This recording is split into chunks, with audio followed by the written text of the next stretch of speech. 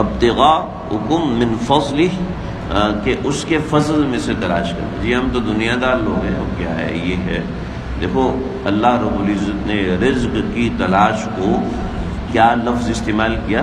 من فضلی، فضل کا لفظ، رزق کے لیے فضل کا لفظ استعمال کیا۔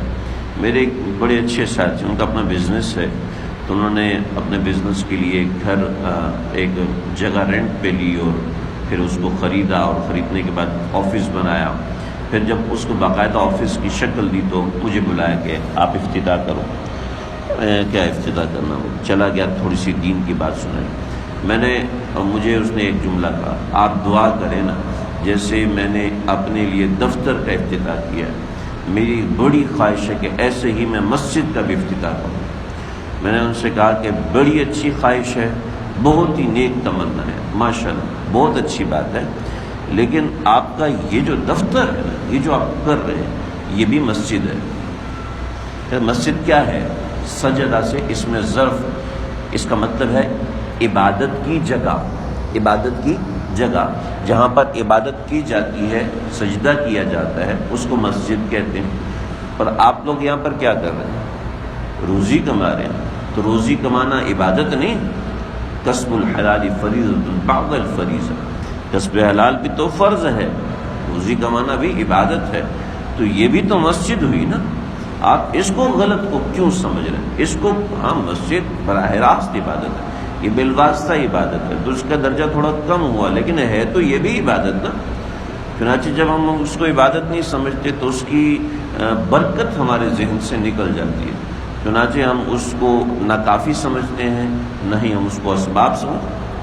ابتغاءکم من فضلہ، اللہ کے فضل میں سے تلاش کرو، یعنی روزی اللہ کا فضل ہے، چنانچہ اس کو حرام طریقے سے نہیں کمانا، اس کو حلال سمجھنا، اس کو تبرک سمجھنا، اس کو برکت والی چیز سمجھنا۔ آقا علیہ الصلوۃ والسلام ایک مرتبہ مدینے کے بازار میں آئے، تو ایک شخص وہاں پر آیا، تو اس کے ہاتھ گندے تھے، کوئی کچرا وغیرہ اٹھایا تھا اس نے، تو اس کی وجہ سے اس کے ہاتھ لتھڑے ہوئے تھے گندگی کے ساتھ۔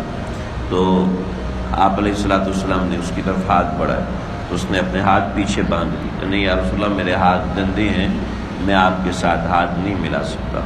تو آپ نے فرمایا تیرے ہاتھ کیوں گندے ہوئے؟ یا رسول اللہ میں نے وہاں سے سامان اٹھایا تو اس کی وجہ سے میرے ہاتھوں پہ مٹی کچرا لگ گیا، تو میں آپ سے ہاتھ کیسے ہوں؟ آپ نے ڈانٹا، ناولنی یدا، ہاتھ دے، ادھر نکال ہاتھ، اپنے ہاتھ نکالو۔ چنانچہ اللہ اکبر، اس شخص نے ہاتھ نکالے، آپ علیہ الصلوۃ والسلام نے اس کے ہاتھوں کو بوسہ دیا کہ جو رزق حلال کے لیے ہاتھوں نے محنت کی ہے، وہ اس قابل ہیں کہ ان کو پیغمبر علیہ الصلوۃ والسلام بوسہ دے۔ اللہ اکبر، تو یہ دنیا داری ہے، اس سے بڑھ کے دینداری کیا ہوگی؟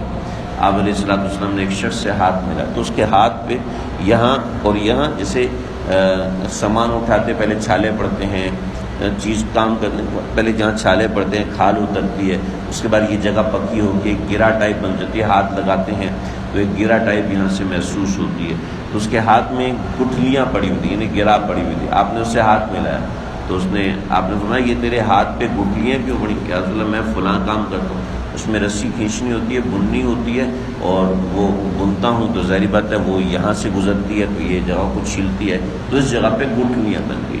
تو آپ علیہ الصلوۃ والسلام نے فرمایا کیا ہی مبارک وہ ہاتھ ہے جو روزی کمانے کے لیے اس طرح ہو گیا ہے، اللہ ایسے ہاتھ کے اوپر جہنم کی آگ کو حرام فرما دیتے ہیں۔ او کما قال، اس سے ملتی جلتی ہے، بے شمار ایسی روایات موجود ہیں۔